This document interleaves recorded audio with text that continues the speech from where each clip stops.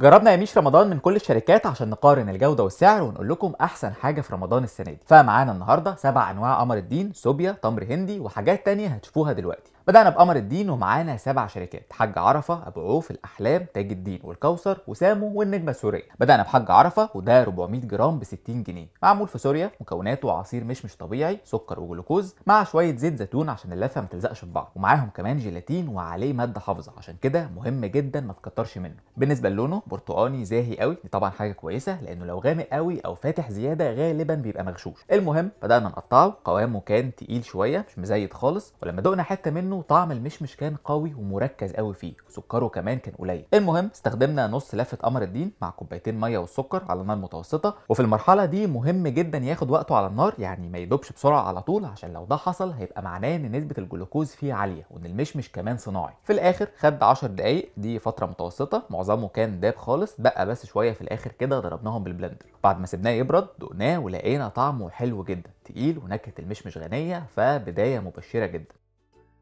النوع التاني اسمه تاج الدين وده سعره 38 جنيه، صناعة مصرية، معمول من عصير مشمش متصفي، جلوكوز وسكر وملح ليمون، وفي كمان مادة حافظة بس مختلفة عن اللي فاتوا، ممكن في حالات قليلة تعمل غثيان وصداع. لما فتحنا اللفة لونها كان برتقاني غامق جدا مايل للبني كده شوية، وريحة السكر الصناعية كمان كانت واضحة قوي. لما دقنا حتة منه حسينا ان طعمه صناعي فعلا، يعني كأنك واكل بونبوني مسكر كده بطعم المشمش، مش حاجة طبيعية، وما كانش فيه كمان المزازة المعروفة بتاعته. المهم لما عملناه عصير ما خدش وقت، تقريبا 5 دقايق بس، واحنا شغالين بدأت تظهر قطع بيضة كده على الوش ما كناش عارفين دي ايه، وكمان داب بسرعة جدا، محتاجش نخلطه بالبلندر، فغالبا عليه مكونات صناعية. لما دقناه ما حبيناش طعمه خالص، ما فيهوش طعم المشمش اللي احنا عارفينه، ريحته كمان كانت غريبة. في المجمل يعني جودته مختلفة خالص عن اللي قبله.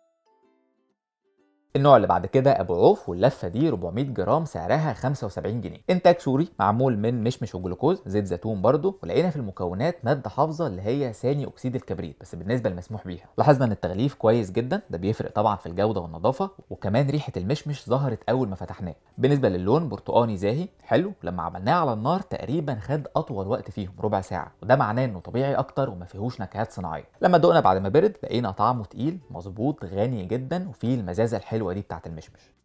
النوع اللي بعد كده اسمه سامو، وده برضو انتاج سوري، نفس الوزن 400 جرام بس سعره 75 جنيه. المكونات بتاعته زي اللي فات بالظبط، حتى نفس الماده الحافظه. ولما فتحنا اللفه لونها كان افتح شويه من حاج عرفه ومزيتها اكتر، ولما دقناها لقينا ان فيها نكهه حمضيه قوي مش عارفين مصدرها منين. المهم عملناه بنفس الطريقه، المره دي خد 8 دقايق بس على نار هاديه. بعد ما سيبناه يبرد بدانا ندوب. نكهه المشمش ما كانتش قويه قوي زي حاج عرفه وابو عوف كده، القوام كمان كان خفيف شويه، وحسينا ان فيه بواقي قمر الدين ما دابتش كويس.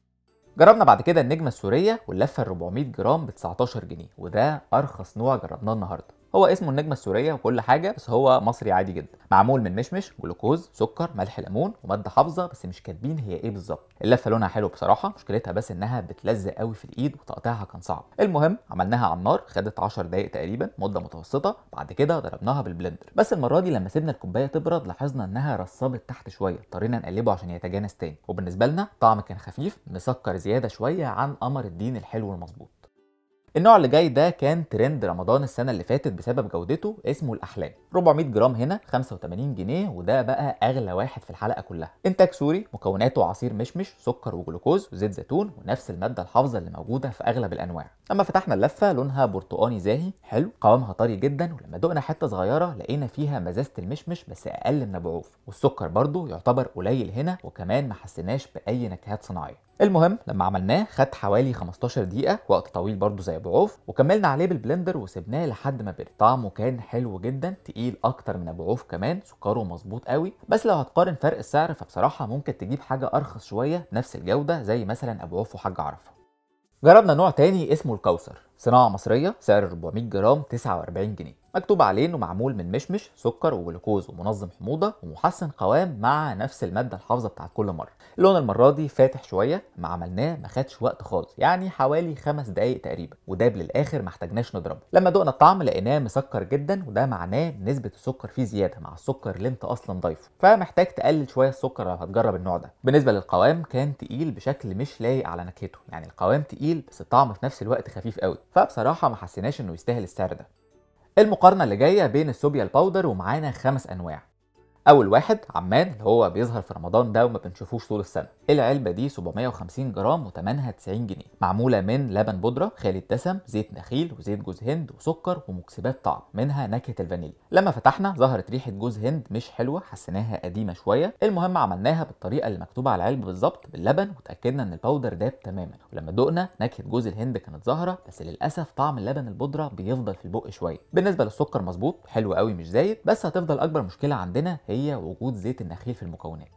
النوع التاني هو ابو عوف، ودي وزنها 500 جرام وثمنها 95 جنيه، يعني اغلى من عمان. مكتوب عليها انها معموله من لبن بودره كامل الدسم المره دي، ومعاها سكر جوز هند وفانيليا ونشا، وده مكون ما كانش موجود في الانواع التانيه، واللي بالمناسبه هيفرق شويه في القوام. عملناها مع الميه الساقعه زي ما قايلين عليها بالظبط، بس لاحظنا ان قوامها خفيف قوي، فانت محتاج تزود كتير عشان توصل للقوام اللي انت عايزه. المهم لما كملنا التجربه للاخر اكتشفنا ان طعمها برده خفيف بعد كل ده، فمحتاجه تتعامل مع لبن احسن مش ميه. ولاحظنا برده ان سكرها قليل، دي ممكن تكون ميزه مهمه عشان تظبط انت السكر حسب ذوقك. النوع الثالث اسمه لوس بينوس، برطمان بلاستيك كده حلو عشان تضمن ان البودره مش هتدلق بعد ما تفتحها، ووزنها 400 جرام ب 64 جنيه، يعني تعتبر اغلى من عمان برضه. مكتوب ان ما فيهاش مواد حافظه، دي طبعا حاجه كويسه، بس في نفس الوقت فيها زيوت نباتيه، ودي حاجه مش كويسه خالص. عامه لوس بينوس معموله من سكر، لبن بودره خالي الدسم، جوز هند وفانيليا، وعملناها برضه بنفس الطريقه اللي على العلبه مع الميه مش اللبن. لقينا ان في الاخر طعم خفيف جدا، تحتاج تزود منها كتير قوي عشان توصل برضو للطعم اللي انت عايزه. ده غير برضو ان نكهه جوز الهند فيها ضعيفه، بتسيب سنه مراره غريبه كده في الاخر. دخلنا بعد كده على حاج عرفه، ودي وزنها 400 جرام ب 35 جنيه، معموله من لبن بودره برضو خالي الدسم، معاه سكر جوز هند وكريم شانتيه، وزياده عليهم كمان نكهه صناعيه مصرح بيها. واحنا بنعملها حسينا ريحه جوز الهند ظاهره قوي. لاحظنا كمان ان القوام اتقل من كل الانواع اللي جربناها قبل كده. لما دقنا طعمها كان حلو جدا، تقيله، سكرها زياده شويه، فانت هتحتاج تقلل السكر اللي بتضيفه، بس في العموم طعمها قريب جدا جدا من اللي بتشتريها جاهزه من بره. اهم حاجه كمان ان سعرها معقول جدا وما فيهاش زيوت نباتيه.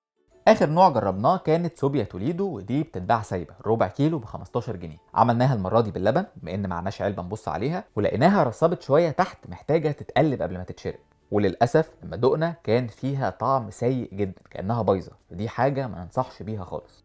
دخلنا بعد كده في انواع التمر الهندي والمقارنه بين 4 انواع. اول واحد توليدو 200 جرام ب 20 جنيه، وده لاحظنا ان لونه بني غامق قوي، غالبا بسبب نقعه وتخزينه لمده طويله. عشان نعرف طعمه خلينا ربع الكميه مع كوبايتين ميه معلقتين كبار سكر، وسبناه ربع ساعه على نار هاديه. بعد كده صفيناه كويس وبدانا ندوقه، وبصراحه الطعم كان حلو، بس فيه مراره غريبه قوي مش عارفين جايه منين.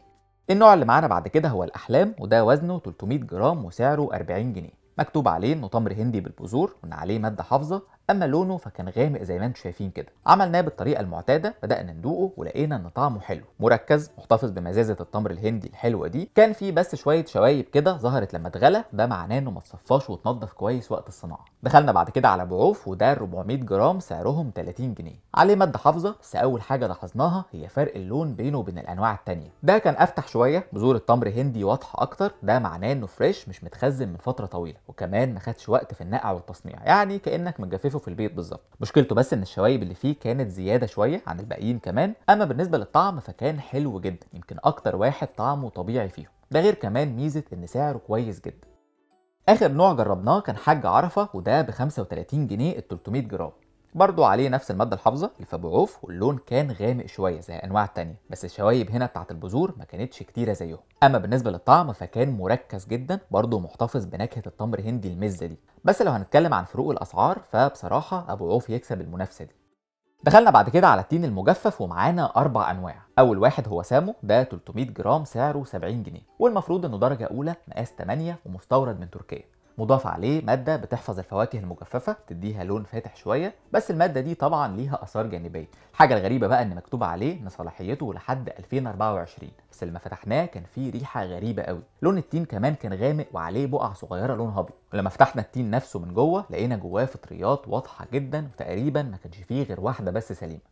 النوع التاني كان الأحلام، وده سعر 300 جرام 48 جنيه. هو برضه درجة أولى بس مقاس 7 مش 8 زي اللي فات، ومستورد من سوريا مش تركيا. لما فتحناه حبات التين كانت طرية فريش جدا، ملمسه كمان ما كانش مكرمش خالص، وبرضه لونه كان فاتح قوي. اللطيف كمان ان طعمه كان مسكر طبيعي، مش محطوط عليه سكر صناعي ولا حاجة. يعني بالنسبة للجودة والطعم فهو بصراحة يستاهل السعر بتاعه. دخلنا بعد كده على حاج عرفة واللي سعره كان 60 جنيه، وبرضه نفس الوزن 300 جرام. انتاج سوري درجة أولى، برضه الحجم 7 مش 8، ومكتوب عليه انه معقم، بتضاف عليه كمية مسموح بيها من المادة الحافظة. فتحناه لقيناه برضه طري وفريش مش مكرمش، ونفس الحكاية برضه السكر اللي فيه معتدل جدا وطبيعي مش متحلي بأي سكر صناعي. فرق بس بينه وبين الأحلام انه أغلى بحوالي 12 جنيه. جربنا بعد كده التين السايب اللي بيتباع بالكيلو، دول 300 جرام وسعرهم 57 جنيه، يعني مش رخيص خالص، بالعكس ده قريب جدا من أغلى واحد معانا في الحلقة. من النظرة الأولى تعرف انه مش فريش ولا حاجة، قديم برضه، عليه نقط بيضة ورمادي كده من بره، ولما فتحناه اتصدمنا من كمية الدود والعفن اللي فيه.